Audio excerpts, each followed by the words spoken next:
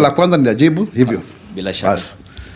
Daktari, umezungumzia kwamba kuna matamshi ambayo baadhi ya viongozi wameyatoa ambayo kwa njia moja umesema kwamba yanaweka nchi katika hali tata. Ukweli ni kwamba kufikia mwaka 2007, mwaka 2008 sote tulio hapa tulikuwa tunajielewa na tunajua kile ambacho kilitukia. Ni kweli kwamba familia nyingi ziliathirika, wengi wanaishi na majonzi hadi leo hii. Ila swali ambalo Wakenya wamejiuliza kutokana na yale matamshi ambayo baadhi ya viongozi wameyataja ambayo mwenyewe hujamtaja kwa jina, ila tunajua kile ambacho kinaendelea kwa sasa katika ulingo wa kisiasa. Regan, uliza swala. Naelekea kwa swali. Swali langu ni hili. Tumeona viongozi wengi sana serikalini wakizungumza, wakijitanua kifua.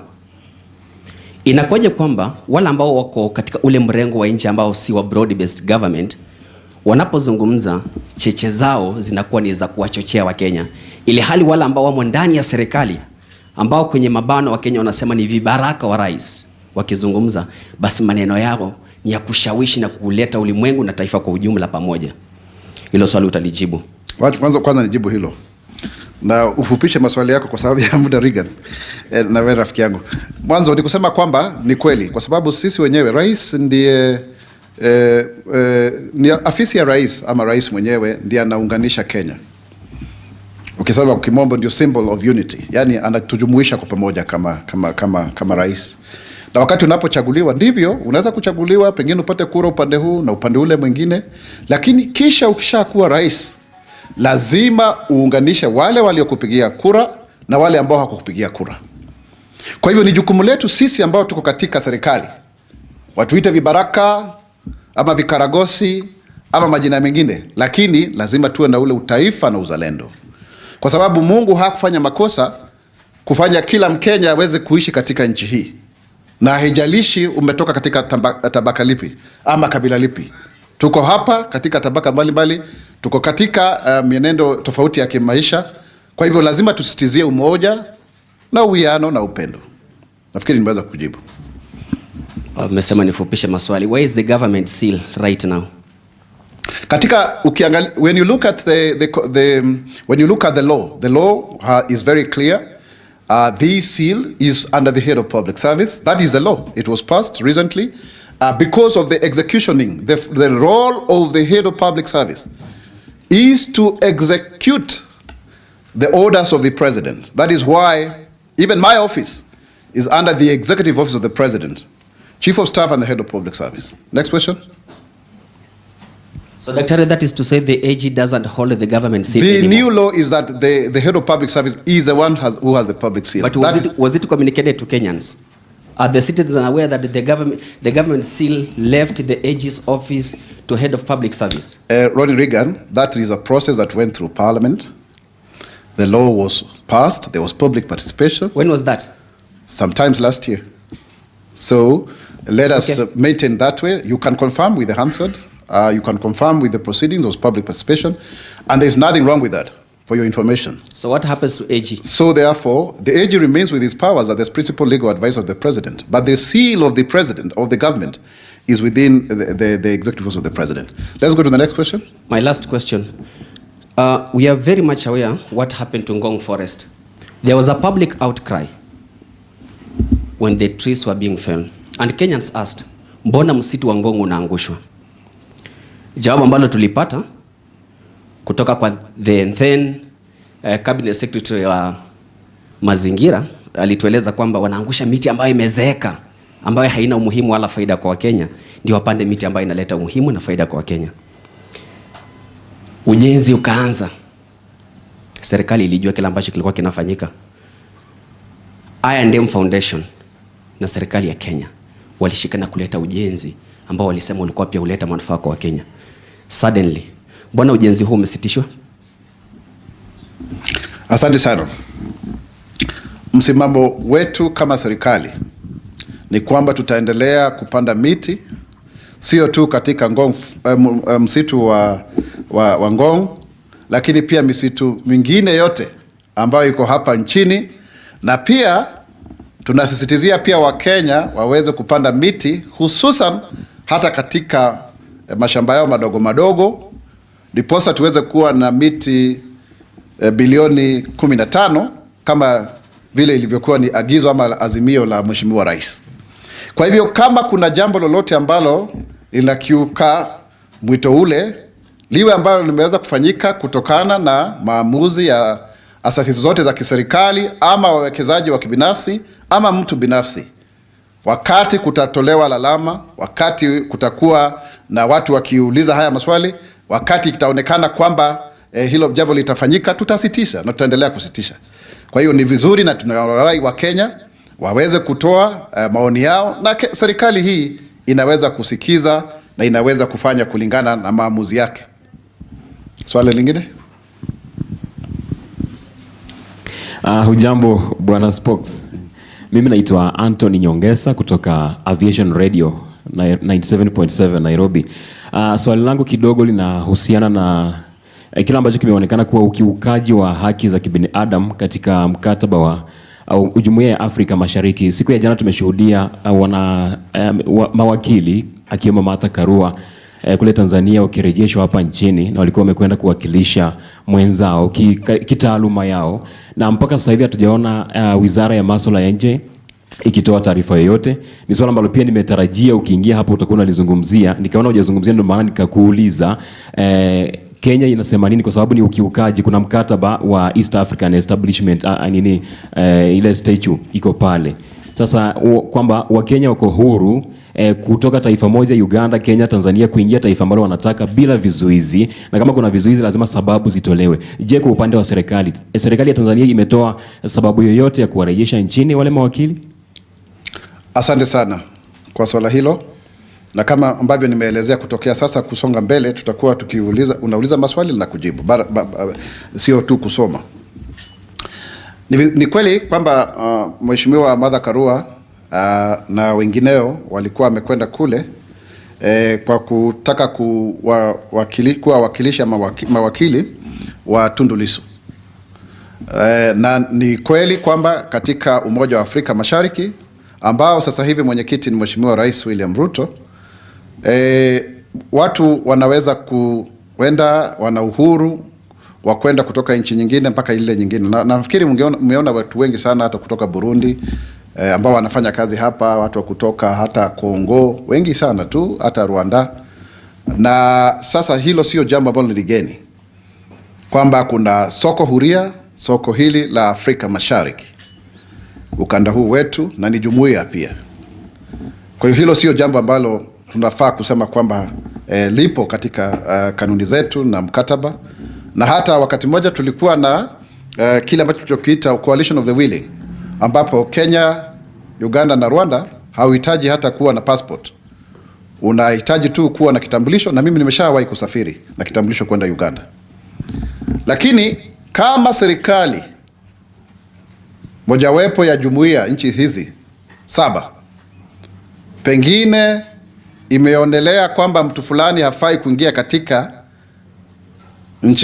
nchini kwake, basi ina ruksa, ina mamlaka wa kuweza kusema kwamba kama ni wewe usiweze kuingia, kama ni wewe Mwaura usikwende kule, kama ni wewe Nyongesa usikwenda kule. Kwa hivyo bado wao wana ule uwezo fauka ya kwamba ni soko huria, na watu wanaweza kuuza bidhaa na kuenda katika maeneo tofauti tofauti katika ukanda huu wote wa Afrika Mashariki. Kwa hiyo kama wao wameamua vile, huo ni uamuzi wao, lakini hilo haliondolei kwamba kuna uhuru, kwa sababu pengine hatujui kile ambacho kilifanya wafanye vile, kwa sababu hayo ni maamuzi ya kwao, na Kenya haihusiki hata kidogo kwa mambo yale, kwa sababu hata sisi wenyewe tunaweza kusema kwamba mtu fulani asiweze kuingia katika nchi hii kama serikali. Next question. Yes. The man in yellow. Yeah. Yes, you can have the mic. Yes. I think I'm loud enough. I said the man in yellow. You are the other one? Yes. Okay. Say, oh yeah. I'm Arcadius from GMK News. Arcadius. Arcadius. Arcadius. Yes. Wonderful. So we have seen government arresting leaders against the broad-based spread government. Does the government have plan to silence its criticizers? Sorry, can you give me an example of somebody who's been arrested against the broad-based government? Well, like Peter Salasia, who has been against the government. I think it's not fair to say that people who are being arrested are the ones against the broad-based government. I don't think that's a fair statement. If you look at anyone who may have been arrested, you have to deal with that on a case-by-case basis. It cannot be that then the assertion is that they do not want to support the broad-based government. Because why am I saying so? You even see within the ODM party, there are voices that may not necessarily agree with the broad-based government, and they have come out strongly, to speak about it. We are a free and a democratic country, and it's not just ODM. Look at UDA. You'll find quite a number of members who are having contrary opinion, and they are still not arrested by anyone whatsoever. So I think that's not right. My friend Arcadius from GMK, that is actually propaganda and fake news. Thank you. Next question. I'm Lawrence Rono. First, I want you to clear the hair. Lawrence Rono from which media? I am from Kenya Online Media. Yes, Rono. So what I want you first to clear the hair. There's some rumors circulating that DCI, EACC are camping Wamunyoro and Karen, former deputy president's residence. Is it true? Number two, we have seen at the incitement address from someone, and there is some information circulating that maybe be arrested. What will the government do to counter because those people have followers, and we have seen at some instances at DCI, EACC being monolized, harassed by their followers. So what will the government do or counter if they face resistance, if they try take those guys face the law? First and foremost, it is important to say very clearly, Rono, that nobody is above the law. And the government will not sit back to see Kenyans being incited into violence. The role of the government is to maintain law and order. And it doesn't matter who is doing the wrong thing. No.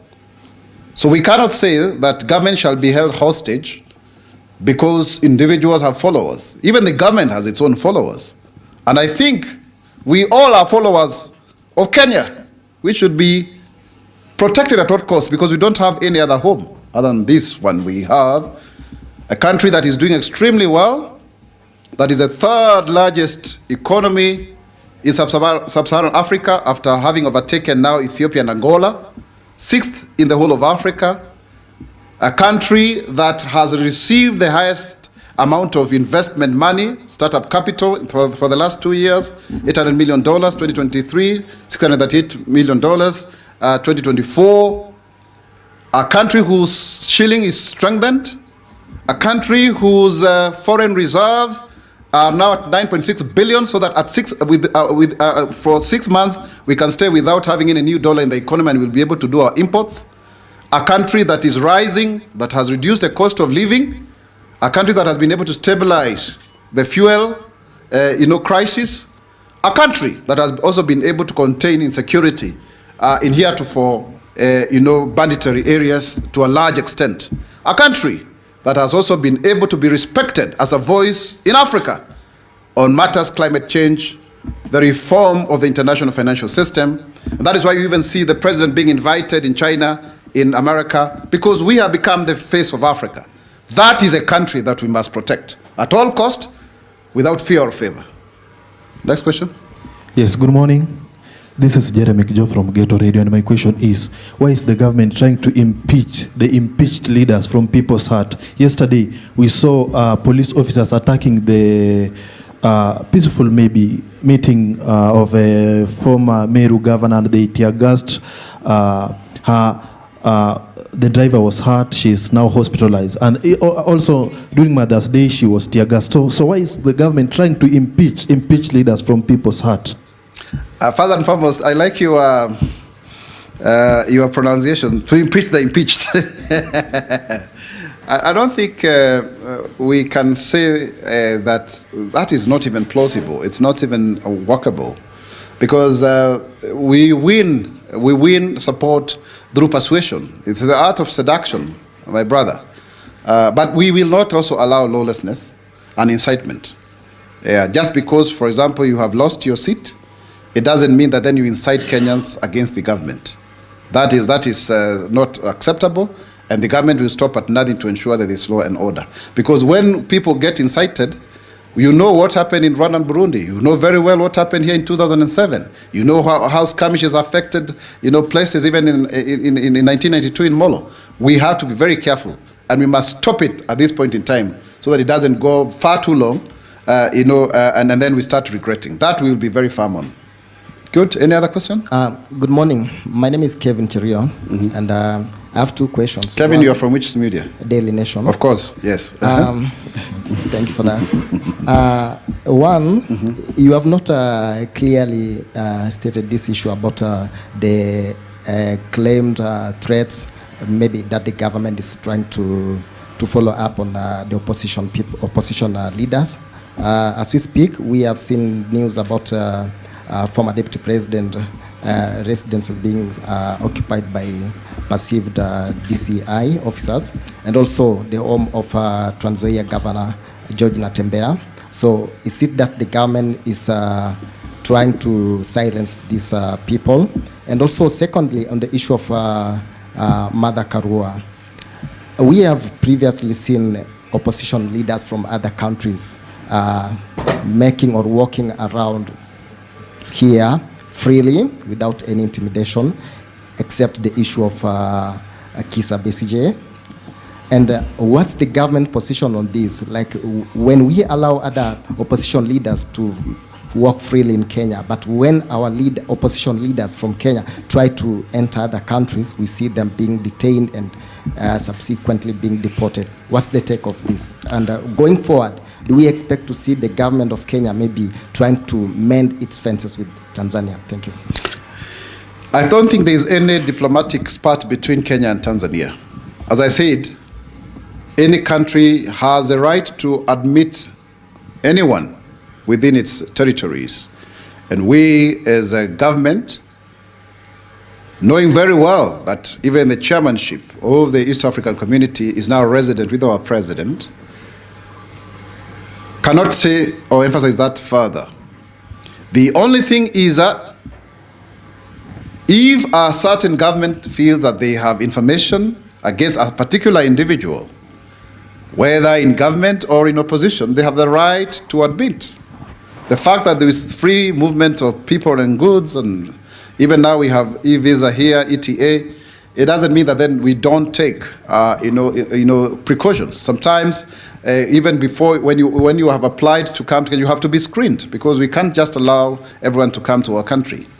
It's also not true, Kevin, to say that opposition leaders are being disallowed from visiting other foreign countries. I personally have met Kizza Besigye here, actually. And you can see even when Raila Odinga was an opposition leader, he used to travel out to Tanzania. So to frame it that it is about opposition leaders, that is now going for the jugular. No, it's not a question of which side of the political divide that one belongs. There's a specific issue here. Martha Karua wanted to go and defend Tundu Lissu in Tanzania. So Tundu Lissu is somebody I know personally, and the government there feels otherwise, and they were deported. So it has nothing to do with opposition leaders, because other opposition leaders have not been refused admission. In that regard, it's specific to this, and that we cannot question, because it is a decision of the Tanzanian government. Or when it comes to the opposition leaders here, when the security apparatus have information against any leader, and especially on incitement, this time around we are not taking it very kindly to anyone, and we are not going to be using, kids glove. We are not. We are going to be very hard on anyone who is trying to incite the country, because we know where we are. We know where we have been before. All of the way to the ICC. We will not allow our country to degenerate into anarchy and chaos. Next question. Okay, it's me again here. No, I think let's get somebody else. It's only fair to have. We have many people. Kindly. There are many journalists. Hello, good morning. Yes. My name is Marian Muganda. I'm a journalist for the Standard newspaper. Yes, Muganda. So the UN and civil society have said that the human rights situation in the country is sad. Torture, enforced disappearance, etc. What is your take on the UN report, and what is the status of human rights inter-country? Sorry, Muganda, I want to question you. Which UN report are you referring to? Because that's a general statement. You need to be factual. Right? Yeah. Civil society in Kenya, yes, but which UN report are you referring to? They have definitely released the No. report. Don't make assumptions. I'm not making You should be able to quote the particular UN report. On the issue of the civil society, I can respond to you, but on the UN report, please get back to me when you have the right report. Now, on the issue of the civil society, it's unfortunate that civil society organizations have the right to picket and to caucus and to really fight for the rights of Kenyans. But for every right, there is a responsibility. And so therefore, we have seen of late members of the civil society, of which I'm a former member already, by the way, that's why I started my career, indulging into politics. And I was very surprised. About 3 weeks ago, I was invited at a civil society event, and I was even with some of my colleagues who are here. And the same members of the civil society could not allow me to speak. They were just shouting. I mean, I didn't have a right to speak. They are indulging into misinformation and disinformation. There is this Diana Gachagua, the leader, is it the Institute of Social Accountability? She went on Spice FM, lying openly that my office has got 36 billion. I wish I had the money. I mean, how do you make such blatant lies and you get away with it?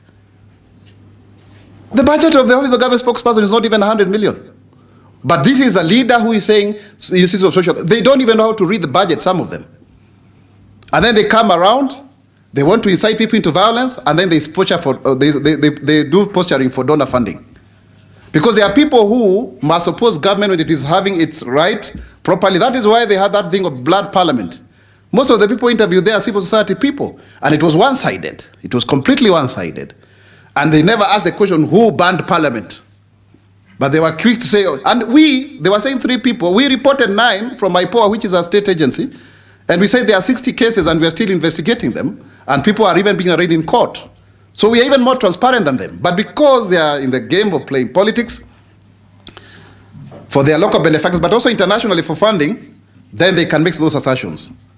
I would want to say categorically that the Kenya government is very, very, committed to ensuring human rights and fundamental freedoms as per the international jurisprudence enshrined in various conventions that Kenya is a treaty to within the community and committee of the United Nations. Thank you. Next. Asante sana, naitwa Jathan Kamau kutoka Radio Citizen. Na swali langu ni kuhusiana na harambee ama bottom up economic yes, viongozi wa serikali. Hata nilikuwa jana moja Katondo. Kumaanisha serikali imeshindwa kusaidia wananchi wote, sasa imeenda kufanya harambee kule mashinani, ama lengo la hizi harambee ni nini? Na tuliona mwaka jana rais akisema hakuna any civil servant ama mkuu wa sheria ama mkuu wa serikali atakubaliwa kuwa kishiriki hizo harambee. Mwaka mmoja hujaisha, lakini tunaona kwanza hizi harambee zinaongozwa na wakuu wa serikali ikiwemo hadi naibu rais. Asante sana. Mwanzo rais alisema kwamba kutapendekezwa sheria kuhusu harambee. Sawa sawa? Hiyo sheria bado haijapasishwa bungeni. Wakati kipasishwa itatoa kanuni na mikakati ya ni vipi ambavyo unaweza kuhusishwa katika harambee. Na harambee ni jambo ambalo tumelizoea, ni jambo ambalo tumekuwa tukilifanya, na wengi wetu hata hapa wamesomeshwa kupitia harambee. Hata wakati tulikuwa chuo kikuu tulikuwa sema degree ni harambee, na hata sasa tuko harambee annex. Kwa hiyo harambee ni jambo zuri zaidi. Iko hata katika nembo ya Kenya nafikiri. Na kwa hiyo sisi tumetoa njia mbadala za kuweza kuwapatia Wakenya pesa mfukoni. Kwa mfano, ule mfuko wa fedha wa Hustler Fund. Sasa hivi umeweza kuwafaidi Wakenya zaidi ya milioni 25. Na hakuna rashasha na mbwembwe, kwa sababu unatumia tu simu yako ya rununu, unapata fedha zako, unalipa. Zaidi ya bilioni 70, sio zile 50 za kwanza, zimeweza kupatianwa katika mfuko huu, na hata wengine wameweza kuwekeza pesa zingine pale. Kwa hiyo ni jambo ambalo tumewasaidia Wakenya, zaidi ya Wakenya milioni 25. Lakini bado kuna vikundi ambavyo havijafikiwa, kwa sababu ukiangalia vile vikundi ambavyo viko katika Hustler Fund sio vingi tu. Kwa lazima tuende kule tuwazungumzie, wana mahitaji yao, wanatuambia kile ambacho wanataka, tunawasikiza, alafu tunawaachia pia pesa yao ya kufanya maendeleo. Na sidhani umesikia mtu yote akilalamika kwamba anafaidi kutokana na lile. Kwa hivyo Jatham, tutaendelea kufanya lile, na tunaongozwa, ni wabunge wanakuja kwa pamoja, na hata viongozi wa serikali, kwa sababu ni serikali yetu, na tukiongozwa pia na naibu rais ambaye ni Profesa Kithure Kindiki, ambaye sasa anatuongoza kwa lile. Na hata sio yeye peke yake, kuna viongozi wengine ambao tunaenda katika, na tutaendelea kufanya vile ili tuweze kuwainua Wakenya, kwa sababu tuliahidi mambo ya bottom up. Sasa tuko kwenye serikali, sio tu kuahidi, ni kutekeleza. Asante. Another question? Good morning, Dr. Yes.